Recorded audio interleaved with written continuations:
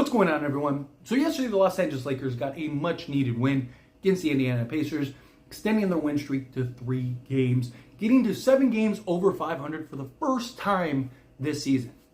Lakers, they're gaining momentum, they're building momentum. Defensively, still have been awful. Defensively has still really been a struggle. Offensively, they continue to be spectacular. They put up 150 points. I mean, you look at that Indiana Pacers Los Angeles Lakers game, there was like zero defense being played in that game. It looked like an all-star game type score, them putting up basically almost 300 points between the two of them. But luckily the Lakers in that type of shootout were able to pull ahead. Defense continues to remain a concern. Really got to find that balance. Really got to find that defensive identity. I understand that the Lakers don't have Jared Vanderbilt. They don't have Gabe Vincent. Cam Reddish just got back. I understand that they're missing and are just kind of integrating some of the defense pieces, but 145 points is just unacceptable, inexcusable for any NBA team. I don't care how bad defensively you are, right?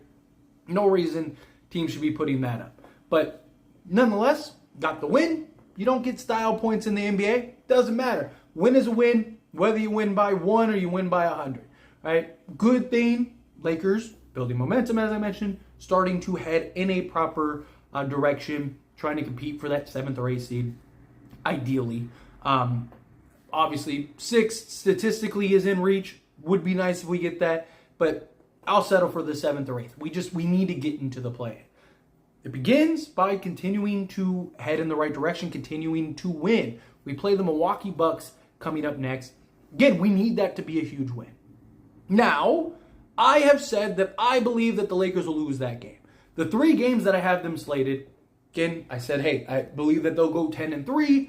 We need them to go 10-3. I think that'll be the case. The 3 games that I had them slated, the Milwaukee Bucks on the road, the Indiana Pacers on the road, because it's just really hard to beat a team twice in a 4-game span, and especially now you're going to them on the road. You just beat them twice. It's tough, right? Then one of the Cleveland Cavaliers or the Minnesota Timberwolves. They can only afford to lose to one of those teams. Outside of that, I think that they'll beat everybody else. But they begin a 6-game road trip. You have to, bare minimum, go 4-2 on this road trip, which is what I had them slated as, right? The Milwaukee and the Indiana Pacers loss. But here's the thing. Keep going. If we can win 6, 7, 8, 9 games, if we can win all of them, let's do it, right? I don't want to put the Lakers into a box of like, oh, you have to only win 10 games. No, they need to win as many games as possible. But we just got news as of today. Again, this is a whole day before the game. Maybe it changes, but it kind of is on track with the kind of back-to-backs. LeBron James is doubtful for tomorrow's game. Now, this is a big debate. And of course, I want to hear your thoughts and opinions down in the comments. But there's a lot of talk of, do you go and you rest a star like LeBron against the better team, right? Or do you rest him against the worst team, right? The Memphis Grizzlies. The Lakers are, this season, that team that they'll rest the star during the matchup against the better team and then have him return against the team that is the lesser of the 2 teams. Now, I don't necessarily mind that. Here's why. Again, I want to hear your opinions down in the comments. But for me personally, I get it. LeBron James could play in the Milwaukee Bucks game, and you could still lose.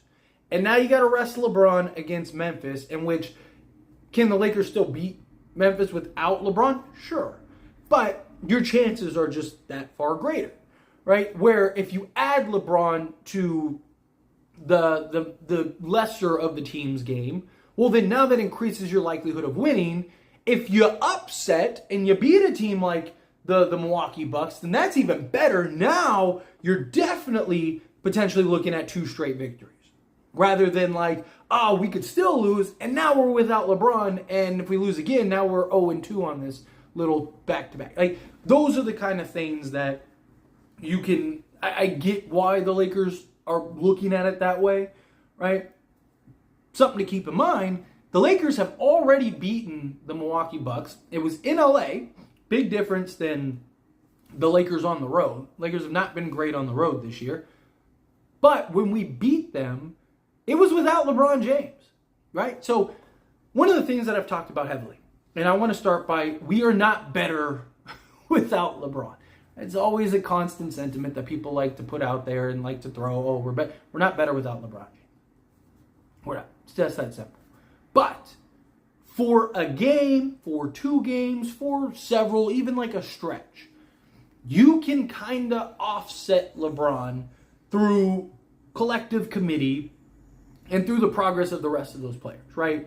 Got a guy like Spencer Dinwiddie. We saw what he could do as a playmaker and being aggressive on ball, right? Well, if LeBron's missing, that gives him more opportunities to do so.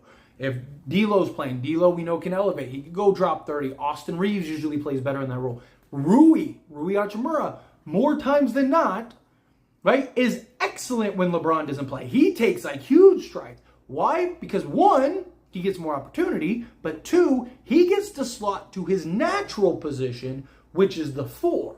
So now he gets to play the 4, and then that opens up out at the 3 for a Spencer Dinwiddie, Cam Reddish, Taurean Prince, whomever. Personally, I'd probably go with Spencer Dinwiddie, kind of reward him for his previous game. Also, just kind of get a look at that and maybe give him more on-ball opportunities alongside D'Lo and Reeves. Right, one of the beauties of Spencer Dinwiddie is his ability to drive and kick, and then you have a guy in D'Lo who's almost 42% from 3. Austin Reeves has been shooting around 40% the last couple weeks or whatever, and then Rui Hachimura, he's shooting 40+%. So now you got the floor spread.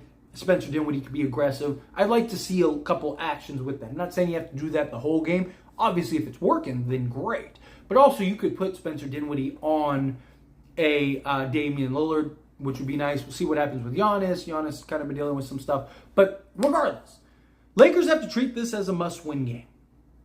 You can't afford to take an L against the Milwaukee Bucks.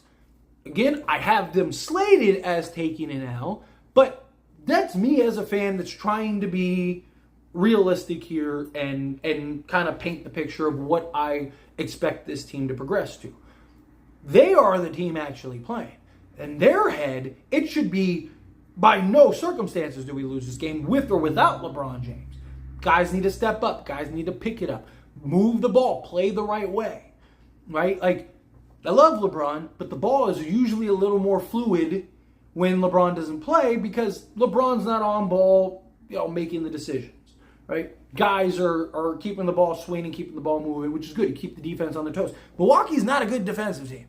You should be able to run through. Problem is can we stop Milwaukee enough to get the win? We were able to do it last time. Can we do it this time? Right? And you're on the road, and it's going to be tough. But the Lakers need to do their part. They need to play their role. You got to keep climbing. I genuinely believe, and we'll see, it's just a guess, but genuinely believe if the Lakers do their part, they play the way that they're supposed to play, they keep winning and handling business, one of these teams are going to fall. One of these teams is going to lose traction because a lot of these teams have to play each other. A lot of these teams are duking it out multiple times the rest of the way. And somebody's going to lose in those games, which if you go and you handle your business, you get to 47 wins, 48 wins. I just think that there's going to be one of these teams that are ahead of you that aren't. That are going to get to 47 wins if you get to 48, or get to 46 wins if you get to 47. You got to do your part. Perfect world, next 11 games, Lakers go 9-2, right? Best case, realistically, I think that they go 8-3. 7-4 would be tough. I think we could survive it, but not something that I would be super yay. But anyway, as always, this is a discussion. I pass the question on you. Let me know your thoughts and opinions down in the comments below. What do you think? Do you think that this is the right decision when the Lakers rest LeBron against the better of the two teams? Do you think it makes sense? I get it. You're sitting LeBron against a team that you could lose to regardless, and playing him against a team that you should beat, you add in LeBron, makes it even more likely that you're going to beat them? Or do you think, no, you're running the risk? Because, I mean, you can make an argument you're running the risk regardless, right? Like, you could still lose to Memphis. It's possible any given Sunday or any given day, period. But my thing is, like, I get why they're doing it. I'm not saying it's right or wrong. I'm just trying to relay why they do it the way that they're doing it. But I want to hear your thoughts and opinions. So let me know down in the comments below. That being said, if you haven't liked this video, hit that like button. Helps me a lot. Helps me enjoy these types of videos, and I truly appreciate it. If you're not subscribed to the channel, hit that subscribe button. Turn on the bell notifications. Appreciate y'all. See you in the next one. Thank you.